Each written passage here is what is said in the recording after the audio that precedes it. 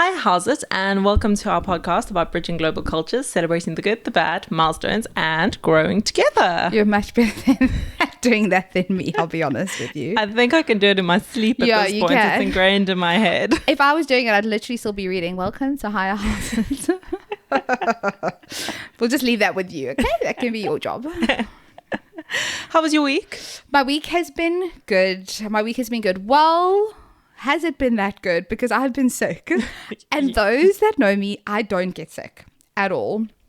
But I'm over, the lurgy's gone. So that's been quite rough and quite intense. But otherwise, I have had a great week. It's the season. This is my season, yeah. This is my favorite season. By the time we're recording this, we are in November, which means that Christmas is pretty much here. Oh, yes. Let's be honest. The deckies are out. It's wonderful. The deckies are out. It's wonderful. We've got a little gingerbread candle going. Yeah, it's actually... It's nice. Lush. Home bargains, £3. Lovely. I know.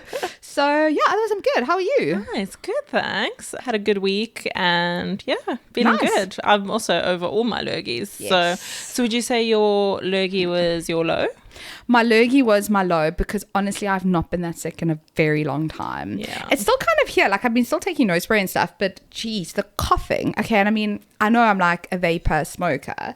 Oh, the girl's falling. But geez, like, and I literally wasn't sleeping. Like sitting up like this, trying to get some sleep at night. It was awful. Well, that's what you kind of need to do. Find the perfect spot because where otherwise you're not having like a postnasal drip and whatever's not going to make you cough, right? Exactly. So yes, that's very much my low. And any highs? Well, my high is the fact that we're in the season. Oh, fair enough. We're in the season. It's my favorite season. You know, we've got autumn. We go straight into winter, straight into Christmas. Richmond, the lights are up. They're not on yet, but they're up. So yeah, I'm just really excited for all the festivities. Yeah. Let's go. I did see a reel today that was like, thank goodness it's the season because now I can drink Baileys every day and nobody can judge me. Totally. Like it's not wrong for me to have mulled wine every day. Although, I was saying to Johnny last night. So we went to go watch Bonfire Night. Oh, yes. At the Richmond Rugby Club. So nice. And I mean, because we live on the street, how we actually ended up going there is they dropped off these letters and was like, you know, the annual fireworks, because you are a neighbor, you get 50% off. So we literally paid like £12 for 2 tickets, where one ticket is £12. So anyway, so they had so many like stalls and like nice. It like was almost huge. a mini Christmassy market. It was proper like Christmas market, but we'd already eaten dinner and stuff. But we're like, okay, next time we know. They had mulled wine, and I was like, I said to John, I was like, I think I'm over mulled wine. I'm like, it's too sweet. I was like, I think it's too sweet. He's like, no. He's like, babes, he's like, you will indulge. He's like, we'll go to our first Christmas market, you can indulge. I'm like, okay, yeah, totally, I would. I probably would. I totally would, but I was like, oh, I don't feel like anything like too sweet right now. Yeah. So yeah, so that's my high and that's my low. Lovely. What's yours? So my high is that we've had a couple of celebrations in our house. So it was Blaine's birthday. Happy birthday, Blaine. And it was also our anniversary. Happy anniversary. How many years? 6 years already. 6 years, well done. Nice. Yeah, it is. 7-year riches coming up. No, I'm just kidding. And both of them sort of revolve around food, as is usual. Amazing. We went to Ocean Basket. You were there. I was there. Oh my God. Guys, Ocean Basket in the UK is better than Ocean Basket in South Africa. Hands down. So good. Sorry, I don't know what it is. It is better here. Like, it is so good. So 3-way good. calamari and the prawn. It's like done. Platsapotsu and then extra squidettes. Yeah, like that is my jam. I don't care what anyone thinks. And lemon butter sauce. Cheerful. It's so bro. I love it. Listen, I don't know if you remember, but we obviously ordered like lemon butter sauce for the table. And you try to give yours away. And no. I tried to give John's away. I was like, oh, can I have some? So I'm like, sure. So John looked at me. He's like, don't give away my lemon butter sauce. Do you remember that? He got so defensive. I was like, okay. Don't touch the man's lemon butter. Don't touch the man's lemon butter. But yeah, it was so good. Oh, 10 out of 10. Yeah, it was brilliant. And then for anniversary, we went to a tapas place down the road from us by Estilo. And it was amazing. We had like pork belly cubes and ham croquettes. Croquettes are like, those are my favorite things in the entire world. So good. And this like goat cheese thing. It was just wonderful. So would you recommend this tapas? I would. 100%, Okay, yeah. nice. We'll link it because I'd like to go. Yeah. Maybe some people in sort of SW. In the SWs, all the South Africans. All the in TWs, yeah. All the South Africans would like to go to that. In Twickenham. Richmond and all Teddington. Exactly. Yeah, so that was my high. My low was, because of all the lurgy, I decided I must make us some ginger and turmeric and lemon juice. We don't get antibiotics here, guys. No. Well, honestly, I don't know if you get it as well, but like we tell people we're sick and they're like, have you gone to the doctor? It's like, no. They're going to say to us, go home, have a lemon ginger tea and take a paracetamol. Like, exactly. We're not going to the doctor. Yeah. So you make juice at home. And my hands are yellow. Oh, did they stain your nails? Stain my nails, yeah. That turmeric stuff's strong. Can you imagine when it does to your insides? That's what I was saying. It whitens your teeth. Really? Yeah. Apparently turmeric is a natural teeth whitener. Okay. I mean, it's okay, cool. This is what I've heard. It's like first world lows, I'm going to be honest with you. That's okay. But that is my low. Okay. And rent-free? Rent-free is, I saw on Instagram. Yeah. This person that's doing like 26 before 26. 26 before 2026. Exactly. Okay. So basically she sits down and she writes a list of a couple of goals that she'd like to achieve before the end of the year to basically set herself up for 2026. Oh, wow. And I love that. It's actually like the way that she sort of puts it is it's not about finishing the list. It's making sure that you're actually thinking about what you want to go into the new year with. I love that. Even if you just achieve one thing, you've still done something off your list. Exactly. You've done one thing more than you potentially would have if you didn't sit down and make a list. And it doesn't even need to be 26 things. Yeah. It's just that like ritual of sitting down and thinking about what you want to take in with you. I adore that. Please will you link it? Because I think I'm going to do that. I really, really like that. I used to be so big on like goals for like the new year, but then I kind of stopped. I'm not a big New Year's person. Like I'm a Grinch on New Year's, like real Grinch. But I kind of like that whole goal thing because then you've got something tangible to work towards, but you're kind of starting now. You're not waiting for the new year. Exactly. But it's kind of going into the new year. Yeah. Very nice. I like that. And it's all basically about a bigger thing that I've been thinking a lot about. And I think it's, we've got a friend who's been going through some really hectic medical stuff at the moment. And it's about living your life to the fullest all the time. Yes, and so true. Being very present in every moment. I think I think we try and rush time away for many things. You actually, and I'm trying to not rush time away. Yeah, I actually felt that the other day. I mean, I know I was just saying like my high is I just love the season, but I was actually thinking, what the fuck? It's Christmas. Like, are you joking? Like, what did I do this year?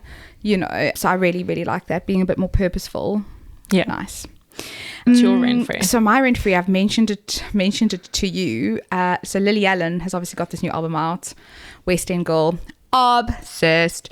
So for those of you that don't know, she was with David Hopper in Stranger Things, and he's done a couple of Marvel DC. I think he's done a couple of DC movies. Anyway, they were together for about 5-6 years. They were very much an it couple because Lily Allen's very quirky, very trendy here in London. She's kind of North London vibes, cool girl. David Harbour, he became kind of an overnight sensation from Stranger Things, and they had a very messy divorce beginning of the year. It was either beginning of this year. It was beginning of this year. Yeah. So it's relatively recent. It's not even a year. And anyway, she's got a podcast here in the UK that she does with a friend of hers, and she left, and she's been very open. She never told anyone what happened on the podcast, but very much open. I'm struggling with this. I'm going through a divorce. She actually left the podcast. She booked herself into rehab. And anyway, she's come back with pretty much the revenge album to end all other revenge albums that will ever exist. She's got songs called Pussy Palace, which literally detail his sex dungeon and man cave.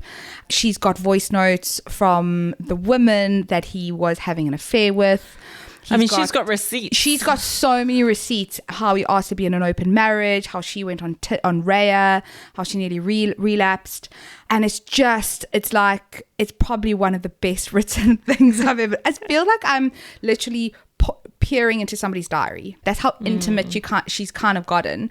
And the songs are great. It's very Lily Allen, like if you're a fan. I've always been half of a fan, but now I'm even more like, I love you. I will go watch you when you tour next year. Yeah. So listen to it. It's brilliant.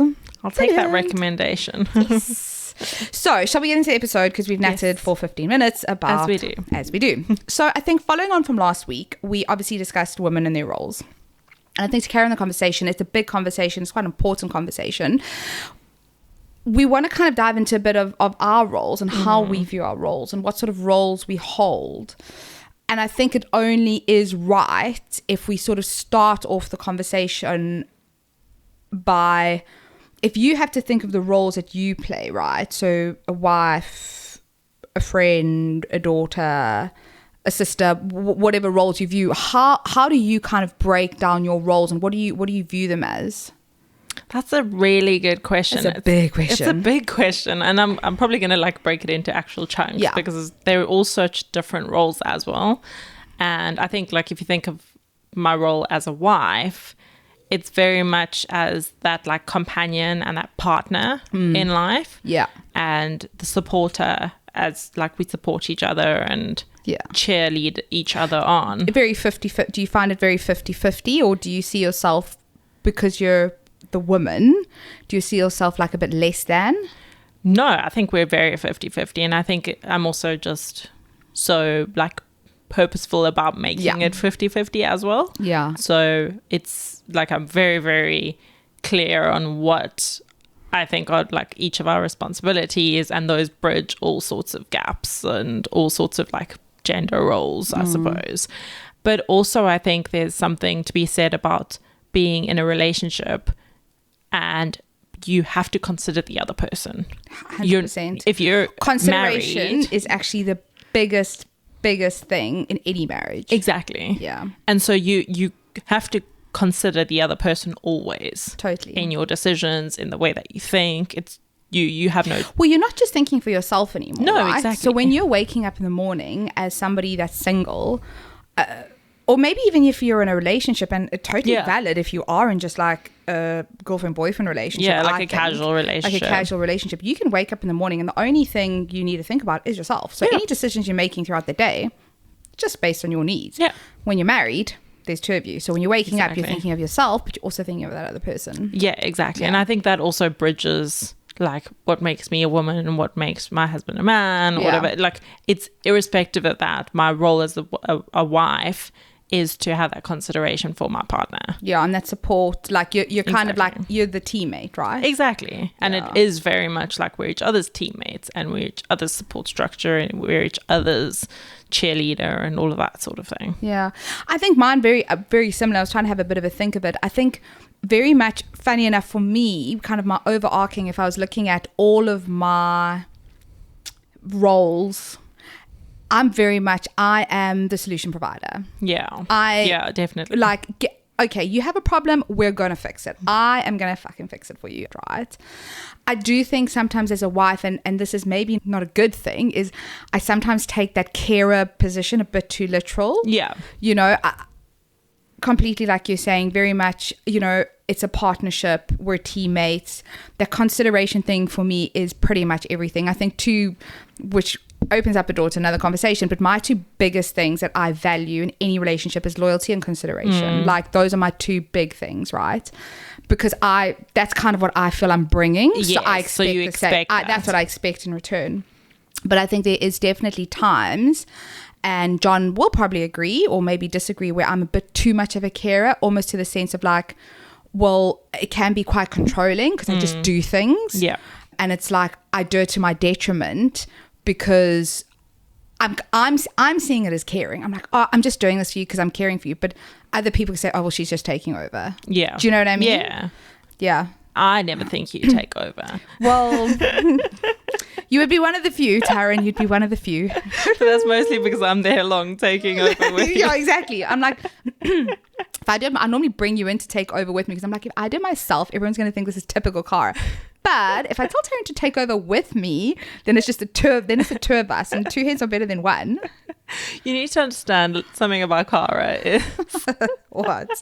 if you have to say to her, "Oh, I've got like I'm a bit hungover," then she'll be like, "Okay, I've got a solution for you." Literally, that is what I do. I'm the solution provider. Literally. And it's amazing because when I do come to you with something, you've always got, and you like rattle off all the things that I can do to solve this problem.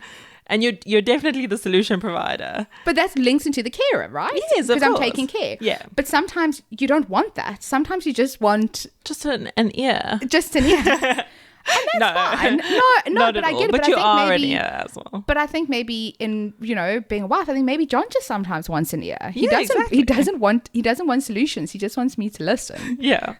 And sometimes that's also the role that we need to play. Is We just the need ear to be the ear, because the reality is men and women do see roles very differently. Yeah. So they could see our roles very differently. Yeah, exactly. We don't know. Yeah. But sometimes they might think, we just want our wives fucking listen to us and not give us solutions when they're sick or when they've like broken a foot or whatever, and don't tell me to take another tablet or whatever the case is. Broken their foot.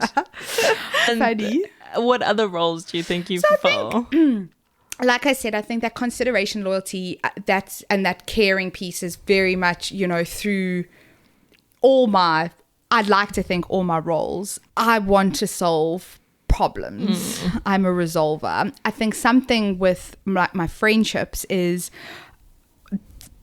I can sometimes, and I know this is probably like one of my weaknesses, is that because I value loyalty so much, I'll give second chances and third chances within reason. I'm not irrational. Yeah. But I can be quite like cutting, and also I'm quite a tough nut to crack. Like I don't just make friends very easy. Yeah. I do also think as a friend, friendship should be quite independent. So I'm not the friend that's going to message you every day. I'm going to love you from afar. When I see you, I'll love you close. You know what I mean? Yeah, exactly. But also very much if you need, I'm that constant. So even if we haven't spoken in 6-7 months, if you phone me at 2 a.m, probably won't answer it because I'll be sleeping and my phone will be on do not disturb, but I'll phone you back the next morning. Yeah. And that's just me being And hopefully honest. you're still alive. And hopefully you're still alive. Or if I'm awake, I totally answer. Yeah. You know what I fair mean? enough. That does make sense. And I think that really is so much of who you are, Yeah. is that person that will always be there for people and will go the extra mile, which is amazing. Thank you. Yeah. I think as a friend, I like to think I'm quite caring, You are very caring. but I also recognize that we all have lives. Yeah. And so I'm like a low pressure friend. You're a low maintenance friend. Low maintenance, but also low pressure. Yeah, like totally low pressure. everyone just needs to show up as who they are, where they are, what they're going through. And I think like an example of that is when we started our book club. Yeah. We call ourselves like the low maintenance book club. Because if you can't come, you can't come. Exactly. Like, it Like doesn't matter. life happens. You know, it's not like we're gonna not let you come to book club if you can't come out with us or anything If like you don't that. come to book club for the whole year and then you all of a sudden decide to come, like that's okay. Like Exactly. we get it. Like Yeah. people have lives, And that's how I feel about my friendships as Yeah. well. You know, like everyone is going through so much that you show up when you show up as you are, and that's cool. There's like no expectations, but you appreciate people's circumstances, right? Exactly. Yeah. And different priorities too. What do you think what is your role what do you bring to your role kind of as a woman? Because something that you've brought definitely to me is, if you think of like women as a whole, right? You are very vocal about women's rights. I don't know why you're laughing at it, because you are, it's not a bad. It shouldn't be. I know why you're laughing, but it's not really funny. But I think something that you've done for me is you've made me feel a bit more comfortable to be a bit more vocal about women's rights and how society perceives women and the injustices around it. And I think it's an amazing trait to have, to be so comfortable in your own skin and to be able to actually empower people to also start speaking about that as well. Yeah, I like that. I like that I can empower people to show up as they are, and also, you know, maybe give them the opportunity to think slightly differently to what they may challenge their thought. Exactly. Challenge their thought. But I hope that I do it in a kind and respectful way.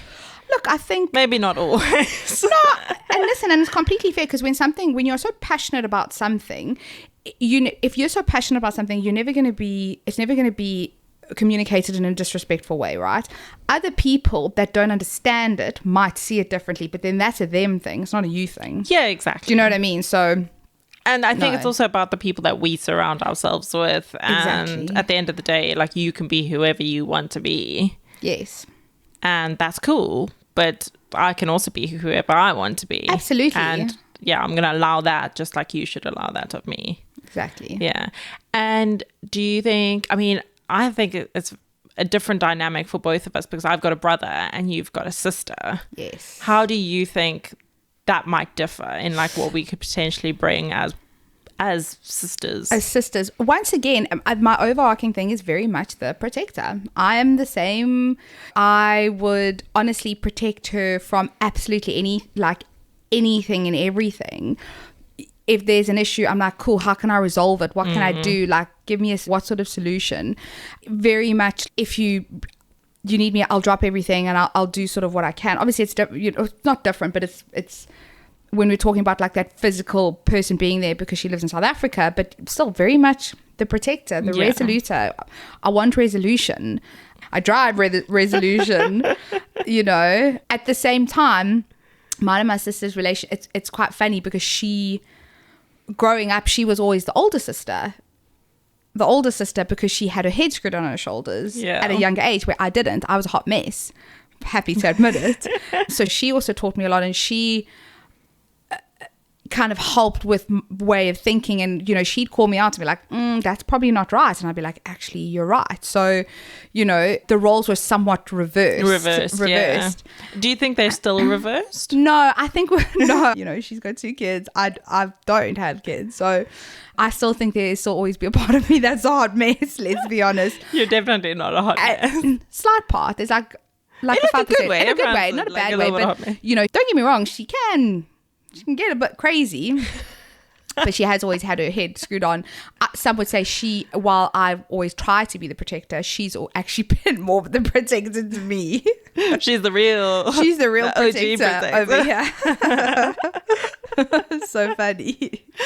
Yeah, I think it is also different between like the sister dynamic and then like brother sister. There was never competition between us. That's what I will say. Okay, that's amazing. There was never competition. We used to get irritated. I mean, she's 3.5 years younger than me. I used to get irritated with her. My mom used to, say to her, me and my friends, AD has to come watch movies with you. Like, oh, why? But I was like 11. She was 7.5. But there's never been competition. I've never felt like any sort of competition, because we are very similar, but at the same time, very, very different. Super different, yeah. Which is really nice, because there could have been that sort of competition or that comparison between siblings. I think there was a lot of comparison, which is very normal.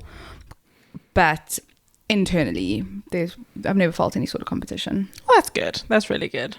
I think with my brother, our relationship is very much like have each other's backs kind of relationship. So we might not be like, obviously he's in South Africa, so we're far away from each other, but we'll always just pick up where we left off and always, no matter what, have each other's backs. But that goes again into your like your low maintenance side of things. You know what I mean? It's very much like you might not chat all the time, but you'll pick up exactly where you left off. Exactly. How do you, as a person, because I think we've spoken a lot about the role of women in society, how do you think as a person do you express your strength, your vulnerability, dependence? My independence. That is a good question. So I think strength, very much my resilience. I was going to say religion. No, I think resilience. I think that's kind of, I wear that very much as like a suit of armor. That is the armor that I have, is resilience, which also leads into, and sometimes I've got to be very careful to not call it toxic positivity, but that kind of seeing the glass half full as opposed to seeing it half empty, Yeah. That's kind of how I show strength. So I know if it's potentially family or John or friends, whatever, if shit's going really bad, I was okay, but let's see it from the other side. At least it's not XYZ, it could be worse, sort of thing. Like I said, that potentially could lead into a bit of toxic positivity, which, as we know, Brene Brown, the wonderful woman that she is, that is something that she mentions quite a bit when trying to be vulnerable. Yeah. Do you think, because I think I can also maybe be a bit, should we say, optimistic? Optimistic is a great word. But do you think that irritates people around us? Because I was actually thinking about it the other day, and I think I'm exactly the same as you. And you actually are. You're very much like, so I'll ask you about something that's quite, personal happening, or something that is relatively bad happening in your personal life. You're like, yeah, so this is happening, but it's okay. So that's it, and it is what it is, and I'm sure it'll be better. Yeah, it'll be fine. But I think that must irritate some of the people in our life a little bit, because they're like, well, don't you see how serious the situation is? And I'm like, I do, but also I kind of feel like things happen if they're supposed to happen, and they don't happen if they're not supposed to happen. So I'll take action to do things, but at the end of the day, you're not going to affect the end goal. But that's kind of the armor that you wear to not get vulnerable. Well, maybe. I pretty much think it is, but yes, I did write down vulnerability, work in progress. Well, I literally put, learning can be refreshing.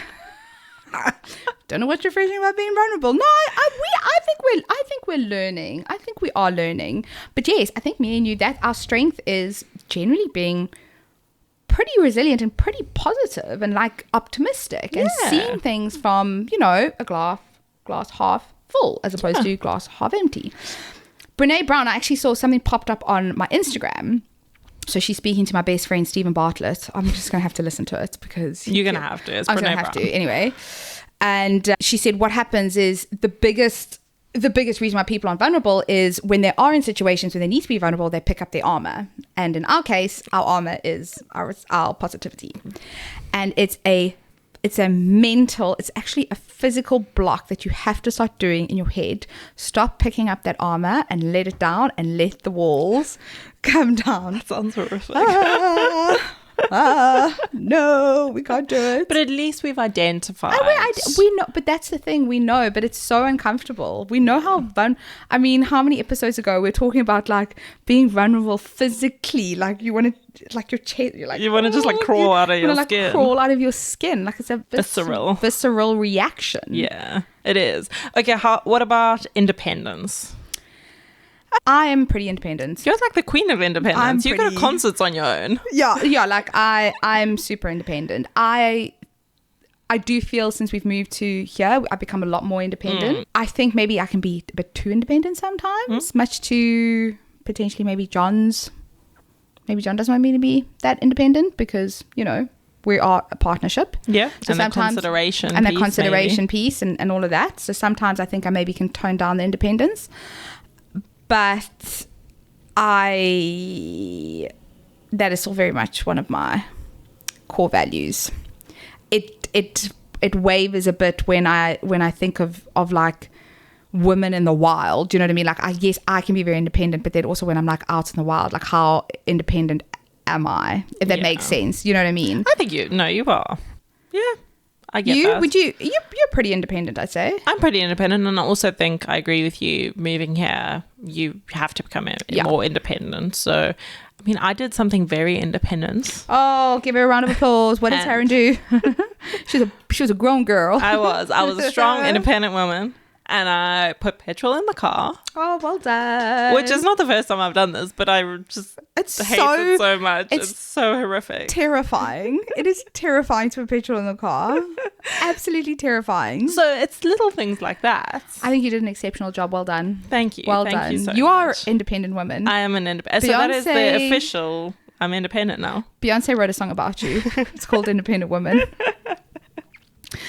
Do you think, as women and as us, do you think we are empowered or constrained by societal expectations? Ooh, this is right up my alley. I know. Let's dive into Taryn's brain again. I think we are very, very privileged to live in the society that we actually do, and this moment in time that we actually do. Because in so many ways, we're actually not constrained.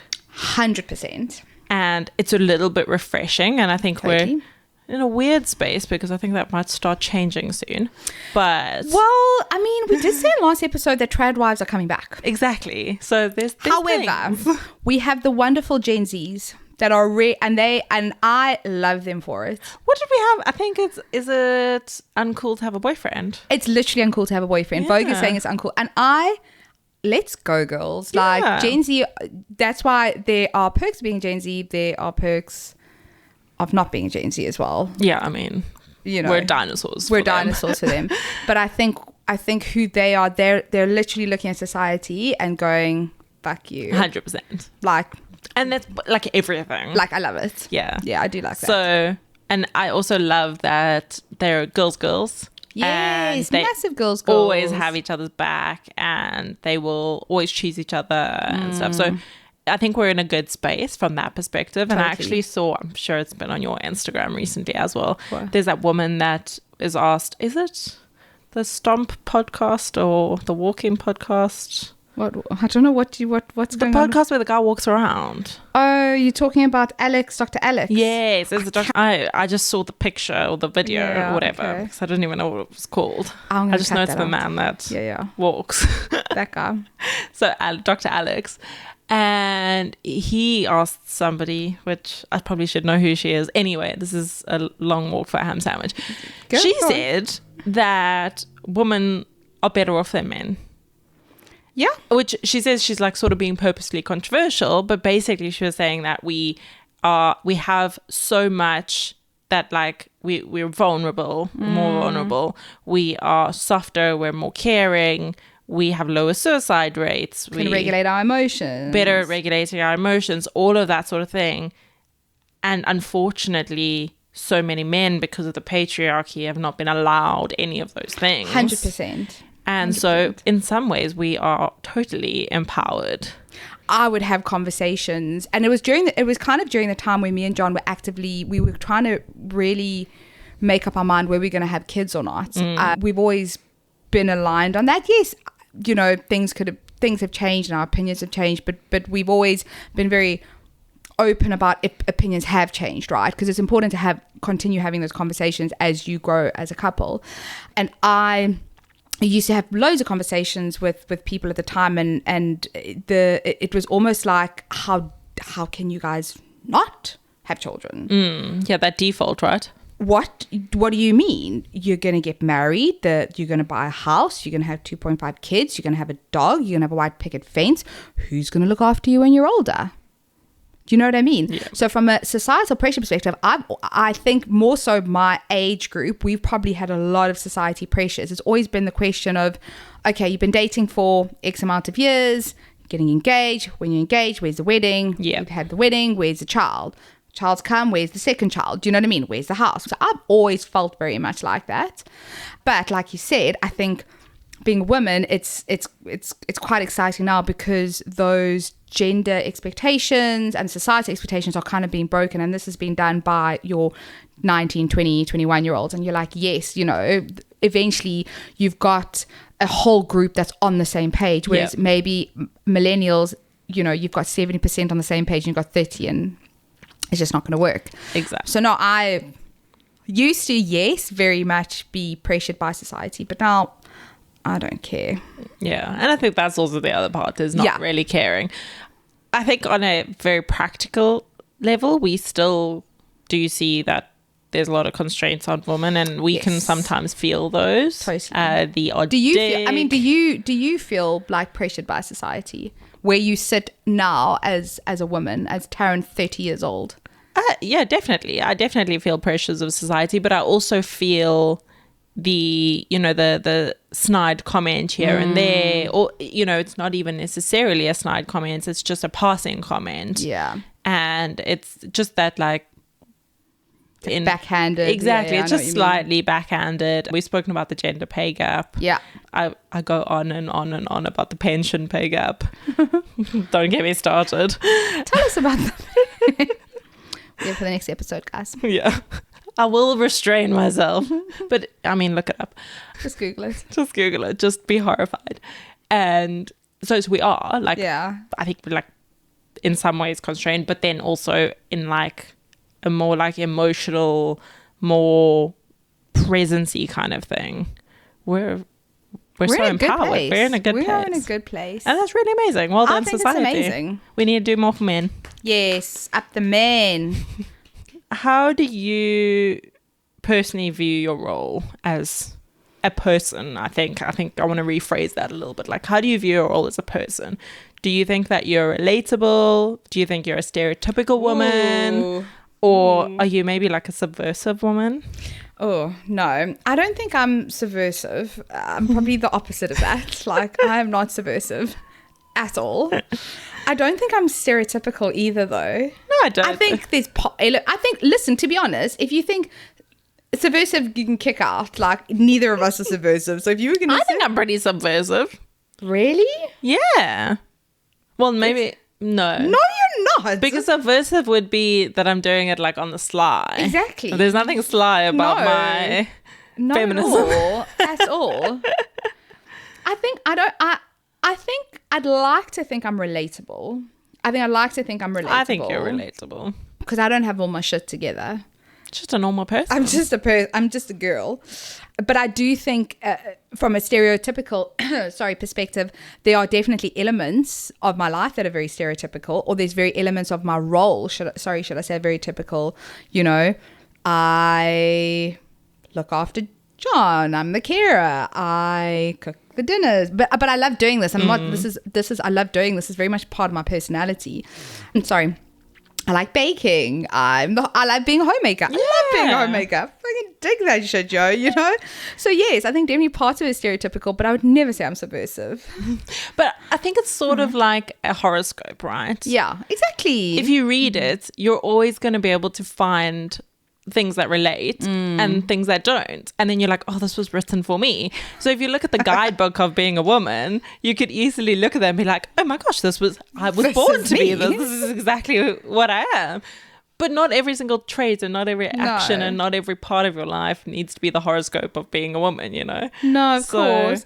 Yeah. You know what's quite funny though is that I don't know about you, but I found like the word woman is very like womanly, and like you grow. I don't know, like you're grown, you have all your shit together, like you're a full grown woman. Is that what you think of when somebody says womanly? Yeah, no, like womanly. Like I don't know. I'm not doing it justice, but like grown up, got my shit together sort of thing. But then it's still so interesting to me how we still call ourselves girls, and I'm just the girl. And women. And I mean, I've been, you know me and my reality TV, but I was watching the Real Housewives of London, and anyway, they were at a girls' lunch. It wasn't a ladies' lunch, it wasn't a women's lunch, it was a girls' lunch. And she's like, come on girls, let's go. And I was like, you know, no matter how old you get, you're always going to be a girl. And I was like, okay, I'm never going to I don't think I'm a woman, I think I'm a girl. I agree. I'm just a girl. I'm just a girl. I'm just a girl who's itching closer to 40. Yeah, but I mean, you always will be, and that's wonderful. Exactly. We'll be in like our 70s and be like, oh, a girls' lunch. Yeah, girls' lunch. And I was like, that is awesome. Like, because I think, you know, women, you kind of always told as a little girl, oh, you're going to grow up to be a woman. I just think of big hips. Yeah, but that's what I mean, like womanly. You know what I mean? Like you're growing up to be a woman. It's like, when do you actually, when you kind of sit back and you think like, when does that woman stage hit? Yeah. But it's okay not for that woman stage to have hit. It's okay for you just to be a girl. Exactly. Having said that. Yeah. I used to rail against my manager because I started at my one company with another woman. Yeah. Ooh. Because we were women. Lady, whatever. We were adult girls. Yeah. And she would collectively refer to us as the girls. Oof. And I was like, So yes, when I dictate when I can be just a girl. Yeah. But nobody else, especially in the workplace, can call me the girls. What was she? Was she older? A she, and she was probably in her 50s. You know, I'll say something a little bit controversial. I don't think I would have been that offended by that. I was super offended. No, and I mean that's totally your prerogative. If it was, let me ask you a question to that. If it was somebody your age calling you and the person you started work with the girls, I think I'd be even more offended. Okay. Okay. No. Interesting. No, it's very interesting. I would have been offended if somebody my age was calling me the girls. Yeah. But if there's somebody like somebody in the 50s, I'd be like, oh, okay, the girls, whatever. Yeah, I didn't dig it. No, But fair enough. I identify as a girl. Exactly. So, okay, we'll wrap things up. Yeah. Stereotypical, relatable. All of those things, maybe not subversive. I will say, though, that I like occupying men's spaces just to piss them off. Yeah. So that's why... That's the only thing You're I kind of like doing about it- being a corporate girly. Corporate girly. My 9 to 5 before my 5 to 9. No, My my 5 to 9 before my 9 to 5. I'm definitely not a corporate girly. Well, I'm not either, but... and I What do you mean you don't- are? You go to the office a lot more than me. don't love it, but I like that it pisses people off. Yeah. Should we wrap this up? Yeah. So, thank you. Thank you. That, I feel like I've just had therapy It for was an fun. hour. It's fun. Was lovely little chats Lovely about little chats, girls. ourselves. About being a girl and ourselves. Love that for us. Follow, like, subscribe. Bye. Bye.